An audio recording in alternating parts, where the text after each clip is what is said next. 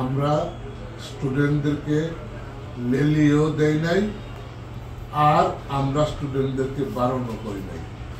বলতে পারেন মৌন সম্মতি আছে। এতে করে যদি মনে করা হয় যে লিলি দেওয়া হয়েছে, মৌন সম্মতি আছে মানে তোমরা তোমাদের অধিকার যারা নিজেরা অধিকার আদায় করতে পারে। কেন হইল এটা? আজকে 42 বছর আগে এদের সাথে চুক্তি হয়েছে বেসরকারি সময়ে। এই চুক্তির সময়ে সরকারি ছিল না কলেজ। এই কলেজ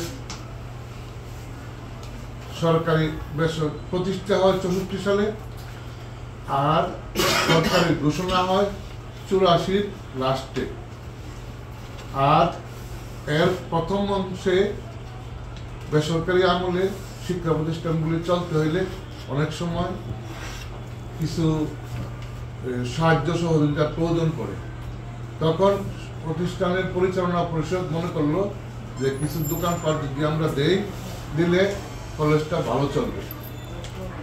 এই হিসাবে তখন তারা এই দোকানপাটগুলি দিয়েছে। তাদের সাথে চুক্তি হয়েছে একটা নোটারি পাবলিকের মাধ্যমে।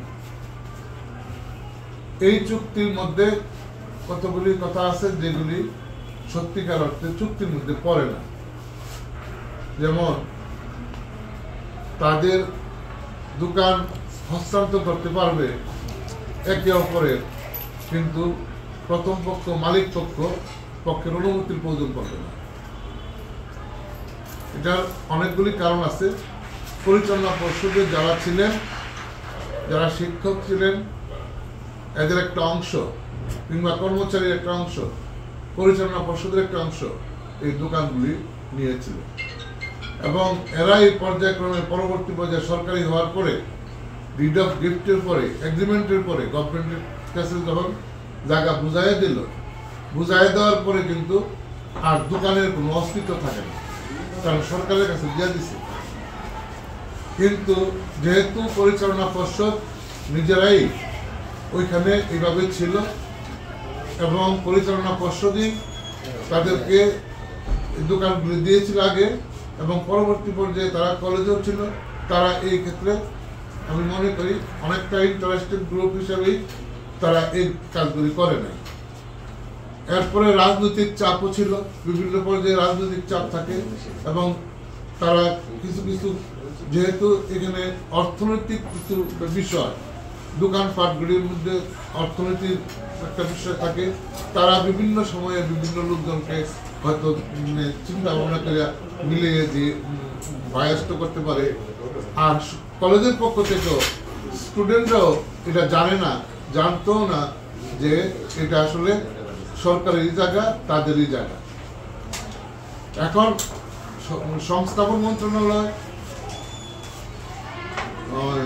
স্বরাষ্ট্র মন্ত্রণালয় এবং শিক্ষা মন্ত্রণালয়, এই 3 মন্ত্রণালয়েরই নির্দেশনা আছে শিক্ষা প্রতিষ্ঠানের সামনে যদি কোনো দোকানপাট থাকে তাহলে এই দোকানপাটকে উচ্ছেদ করার জন্য পুলিশি সহায়তা নিতে হবে। আমি আপনাদেরকে দলিল দিতে পারবো, আছে।